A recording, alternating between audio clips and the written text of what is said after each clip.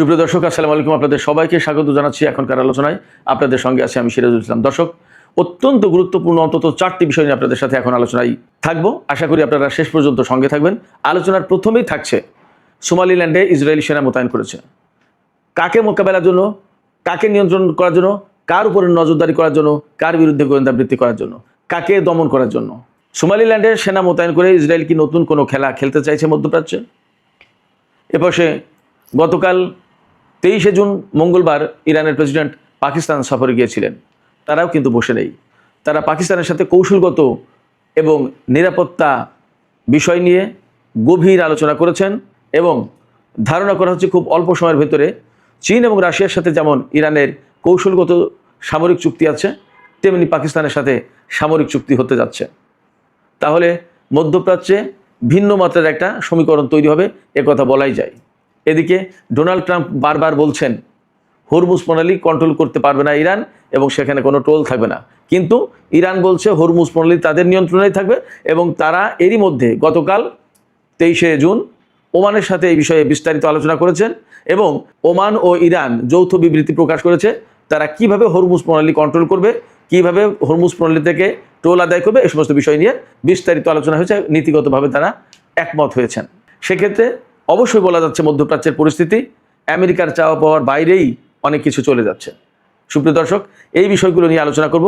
এর পাশাপাশি আরেকটা বিষয় থাকবে, ইরানের ভেতরে যে F-15 যুদ্ধবিমান বিধ্বস্ত হয়েছিল তার উদ্ধার করা পাইলট তিনি নাকি জানিয়েছেন যে তার বিমান যখন ভূপাতিত হয়েছিল তার আগে তিনি তার সামনে অনেকগুলো জেলিফিশের মতো ইরানি ড্রোন দেখেছিলেন। তারপরে আর কি হয়েছে তিনি বাদবাকি জানেন না। যা হোক, আশা করি এই আলোচনাগুলো আপনাদের ভালো লাগবে। আর যদি ভালো লাগে ভিডিও তাহলে লাইক কমেন্ট শেয়ার করবেন এবং চ্যানেলটি সাবস্ক্রাইব করে সাথেই থাকবেন। দর্শক, চলুন বিস্তারিত আলোচনায় চলে যাই। আপনাদের নিশ্চয়ই মনে আছে আমি বেশ কিছুদিন আগে সোমালিল্যান্ডের বিষয়ে একটা আলাদা ভিডিও করেছিলাম। সেই ভিডিওতে বলেছিলাম কিভাবে সোমালিল্যান্ডকে ইসরায়েল স্বীকৃতি দিয়েছে, সোমালিল্যান্ডকে নিজের আওতার ভিতরে নিয়ে, নিজের নিয়ন্ত্রণের ভিতরে নিয়ে নিচ্ছে এবং সোমালিল্যান্ড নিয়ে তার কী পরিকল্পনা বিস্তারিত আলোচনা করেছিলাম। সোমালিল্যান্ডের সাথে যুক্ত আছে ভারত, সংযুক্ত আরব আমিরাত, আমেরিকা, অনেক কিছু। টার্গেট কি তাও বলেছিলাম একদম বিস্তারিত। যে ভিডিওতে সোমালিল্যান্ড নিয়ে আলোচনা করেছিলাম সেই ভিডিও লিঙ্ক আমি উপরে দিয়ে দিচ্ছি, আপনারা দেখে নিতে পারেন। আবার আজকের ভিডিওর ডেসক্রিপশনেও এই লিঙ্ক দিয়ে দেবো, আপনারা চাইলে সোমালিল্যান্ড নিয়ে কী আলোচনা হয়েছিল আপনারা দেখে নিতে পারেন। তো আমি আজকে যেটা বলি, সোমালিল্যান্ডে এরই মধ্যে খবর বেরিয়েছে ইসরায়েল সেনা মোতায়েন করেছে। কত সেনা? বলা হচ্ছে 50 জন সেনা মোতায়েন করেছে। কিন্তু বাস্তবতা আমি ব্যক্তিগতভাবে বলি, যদি বলা হয় 50 জন তাহলে অন্তত 500 জন। যদি বলা হয় 50 জন তাহলে সংখ্যা বেড়ে 5000 জনে চলে যেতে পারে। 50 জন দিয়ে কি করবে? আর তারা কি সীমান্ত চৌকি দিতে আসছে নাকি অ্যাডভাইজারি কোনো ডিউটিতে আসছে? বরং সোমালিল্যান্ডে কেন ইসরায়েল সেনা মোতায়েন করছে আমি সেই কথাটা ক্লিয়ারলি এখানে বলবো।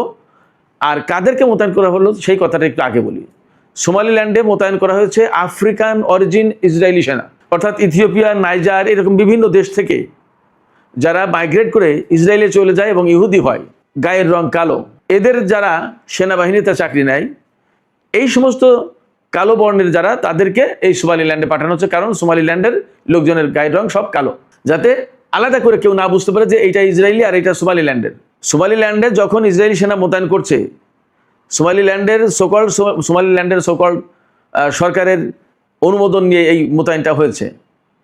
কিন্তু সেখানকার জনগণ কি চাইছে সেটাও একটা দেখার ব্যাপার। এবং সেখানে কিন্তু হয়তো ইসরায়েল বিরোধী কোনো শক্তি যদি সোমালিল্যান্ডের ভেতরে ঢুকে ইসরায়েলি সেনাদের বিরুদ্ধে কোনো তৎপরতা চালাতে চায়, তাহলে সহজেই ইসরায়েলিদের সাধারণ গায়ের রং যেটা ফর্সা, এই ফর্সা গায়ের রংওয়ালা সেনা মোতায়েন করলে সহজে চেনা যাবে যে এটা ইসরায়েলের আর এটা সোমালিল্যান্ডের। এই জন্য সোমালিল্যান্ডের মানুষের চেহারা যেমন, গায়ের রং যেমন, তেমন চেহারা তেমন গায়ের রং কালো, এইরকম লোকজনকে ইসরায়েলি সেনাবাহিনীর সদস্য হিসেবে মোতায়েন করছে। পলিসি, তাদের বুদ্ধি এবং চালাকিটা দেখুন। এখন প্রশ্ন হচ্ছে, এই প্রসঙ্গে আমি আরও কিছু কথা জানাই। সোমালিল্যান্ডের প্রেসিডেন্ট হচ্ছে মুসলমান, নাম আব্দুর রহমান। এই 1-1.5 সপ্তাহ আগে তিনি ইসরায়েল সফর করে এসেছেন এবং সোমালিল্যান্ডকে স্বীকৃতি দেওয়া পৃথিবীর একমাত্র দেশ হচ্ছে ইসরায়েল। সোমালিল্যান্ড কোথা থেকে আসলো? আমরা সবাই জানি সোমালিয়া একটা আফ্রিকার দেশ।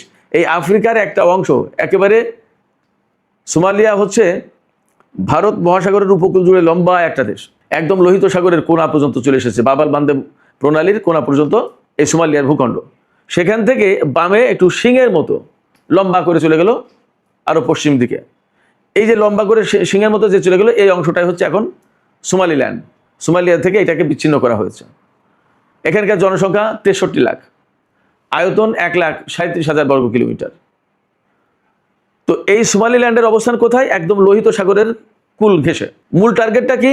ইসরায়েল কেন তাকে স্বীকৃতি দিচ্ছে এবং অর্থ করি এত এত সুবিধা, তার সাথে এত ঘনিষ্ঠ সম্পর্ক কেন করছে? মূল টার্গেট হচ্ছে ইসরায়েল সেই জর্ডানের ওপাশে মিশরের কাছে অনেক দূর, সেখান থেকে এই বাবাল মান্দেব প্রণালী, ভারত মহাসাগর, ইরান, ইয়েমেন, এই দিকটা কন্ট্রোল করা কঠিন। আপনারা সবাই জানেন গাজা এবং লেবানন যুদ্ধের সময় কিন্তু ইয়েমেনের যোদ্ধারা ইসরায়েলের বিরুদ্ধে ব্যাপকভাবে লড়াই করেছে, অনেক গুরুত্বপূর্ণ ভূমিকা পালন করেছে। সেই ইয়েমেনের বিরুদ্ধে যদি ইসরায়েলকে কার্যকর ব্যবস্থা নিতে হয়, তাহলে এই সোমালিল্যান্ডে যদি তাদের অবস্থান থাকে সহজ। সোমালিল্যান্ডের অপোজিটেই আপনার ইয়েমেন। লোহিত সাগরের দক্ষিণ পাড়ে হচ্ছে সোমালিল্যান্ড, লোহিত সাগরের উত্তর পাড়ে হচ্ছে ইয়েমেন।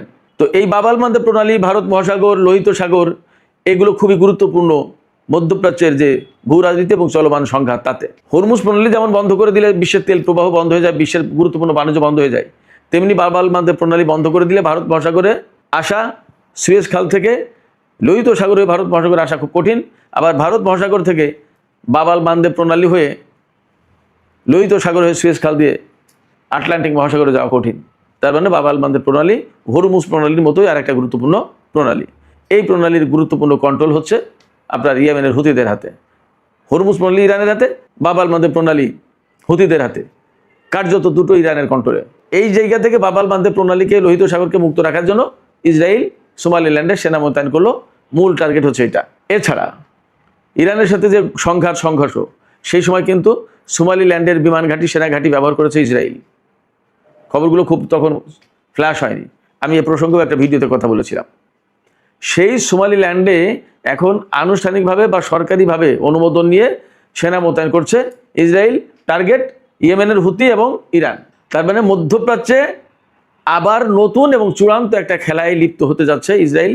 মোটামুটিভাবে তাদের আচার আচরণ, কর্মকাণ্ড, ভাবসাব দেখে মোটামুটি পরিষ্কার বোঝা যাচ্ছে। এই জায়গায় ইরান কি করবে, মধ্যপ্রাচ্যের যে সমস্ত দেশ ইসরায়েল বিরোধী তারা কি করবে, সেটা কিন্তু একটা গুরুত্বপূর্ণ এবং বড় প্রশ্ন। এই প্রেক্ষাপটে আমি গতকাল 23শে জুন মঙ্গলবার ইরানের প্রেসিডেন্ট পাকিস্তান সফর করেছেন, সেই প্রসঙ্গ আলোচনা করি। ইরানের প্রেসিডেন্ট মাসুদ পেজেশকিয়ান পাকিস্তান সফরে গেছেন, গতকাল একদিনের সফর করেছেন এবং তিনি সেখানে কতটা গুরুত্বপূর্ণ অতিথি হিসেবে সম্মান অভ্যর্থনা পেয়েছেন সেটা আমরা গণমাধ্যমের কল্যাণে কম বেশি দেখেছি।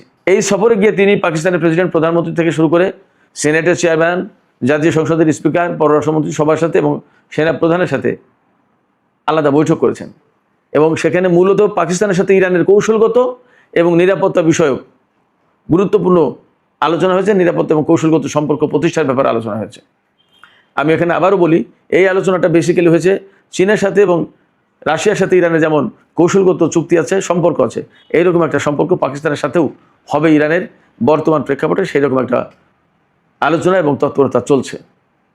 এই তৎপরতা কেন? আমরা সবাই জেনেছি ইসরায়েল কিন্তু পাকিস্তানকে টার্গেট করে রেখেছে। আবার তুরস্কের সাথেও কিন্তু তার একটা টানাপোড়েন ইদানিং যাচ্ছে। তুরস্কের ব্যাপারটা বাদ দিলেও পাকিস্তানকে কিন্তু দুই চোখে দেখতে পারে না ইসরায়েল। তারা জানে পাকিস্তান তাদের গুরুত্বপূর্ণ বড় শত্রু। সৌদি আরব, সংযুক্ত আরব আমিরাতকে শত্রু মনে না করলেও পাকিস্তানকে কিন্তু ইসরায়েল শত্রু মনে করে, যেমনটি শত্রু মনে করে ইরানকে।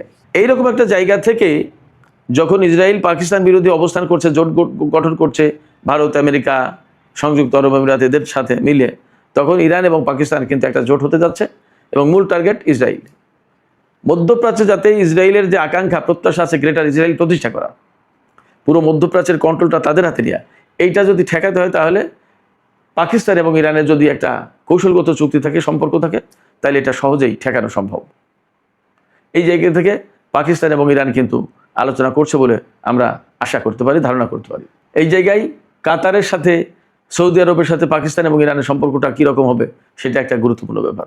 আমার বিশ্বাস যা পরিস্থিতি, যেভাবে যা তৎপরতা চলছে, তাতে খুব দ্রুতই আঞ্চলিক একটা আলাদা জোট গঠন করবে ইসরায়েল যতই মধ্যপ্রাচ্যে তার পরিকল্পনা বাস্তবায়ন করার চেষ্টা করুক, এই জোট সেটা ঠেকে দেওয়ার চেষ্টা করবে, আমার কাছে তাই মনে হচ্ছে। এদিকে মার্কিন প্রেসিডেন্ট ডোনাল্ড ট্রাম্প বারবার যে কথা বলছেন তা নিয়ে কিন্তু বিরাট একটা অনিশ্চয়তা দেখা দিয়েছে। সেই অনিশ্চয়তাটা কি? আমেরিকা এবং ইরানের ভেতর যে সমঝোতা হয়েছে সেই সমঝোতা বাস্তবায়ন করা যাবে কিনা, এই সমঝোতা বাস্তবায়নের ভিত্তিতে ইরানের সাথে আমেরিকা চূড়ান্ত চুক্তি হবে কিনা। মার্কিন প্রেসিডেন্ট ডোনাল্ড ট্রাম্প দুটো ব্যাপারে ভিন্ন কথা বলছেন। ইরান যা বলছেন তার সাথে মিলছে না। ডোনাল্ড ট্রাম্প বলছেন যে ইরানের পরমাণু কর্মসূচি পরিদর্শন করার জন্য ইরান আন্তর্জাতিক পর্যবেক্ষকদের ইরানে ঢুকতে দেওয়ার ব্যাপারে রাজি হয়েছে। ইরান বলছে এই নিয়ে কোনো আলোচনাই হয়নি। এটা গেল একটা দিক। আরেকটা দিক হচ্ছে হরমুজ প্রণালী। ইরান বলছে যে এই 60 দিন পরে ইরান কন্ট্রোল করবে এবং সেখান থেকে একটা ফি নেবে। আমেরিকা বলছে কোনো ফি থাকবে না, যদি টোল নিতে হয় তাহলে আমেরিকা নেবে। যাই হোক, তো অথচ গতকাল ইরানের প্রতিনিধি দল স্পিকার বাকের কলিবাব এবং পররাষ্ট্রমন্ত্রী আব্বাস আরাকচি সহ বেশ কিছু কর্মকর্তা, ইরানি কর্মকর্তা ওমান সফর করেছেন এবং ওমানের সুলতানের সাথে, ওমানের পররাষ্ট্রমন্ত্রীর সাথে তাদের বৈঠক হয়েছে। বৈঠকের পর যৌথ বিবৃতি দেওয়া হয়েছে। বিবৃতিতে এই হরমুজ প্রণালী কীভাবে কন্ট্রোল করবে, কীভাবে কী করা হবে না হবে, এই সম্পর্কে বেশ কিছু বিষয় তথ্য তুলে ধরা হয়েছে যৌথ বিবৃতিতে সংবাদ সম্মেলনে। সেখানে বলা হয়েছে যে ইরান এবং ওমান এই হরমুজ প্রণালী কন্ট্রোল করবে। এই কন্ট্রোল করার ক্ষেত্রে কি কি করবে এই ব্যাপারে তাদের ভিতরে আলোচনা হয়েছে এবং তারা একমত হয়েছে অনেক কিছুতে। কেমন? তাহলে ডোনাল্ড ট্রাম্প বলছে যে এটা কন্ট্রোল ইরানে থাকবে না, একদম আগের মতো মুক্ত থাকবে, আর ইরান ওমান বলছে যে না, তারা কন্ট্রোল করবে। তাহলে তো দুই পক্ষের কথা দুই রকম হলো। আসলে বাস্তবতা কি? এবং এই ঘটনায় কি দুই পক্ষের ভেতরে আবার ফাটল ধরবে এবং চুক্তি এবং সমঝোতা কি ভেঙে যাবে? এই প্রশ্ন কিন্তু আসছে। সুপ্রিয় দর্শক, শেষ পর্যায়ে একটা গুরুত্বপূর্ণ বিষয় নিয়ে আলোচনা করি, বেশ ইন্টারেস্টিং বটে।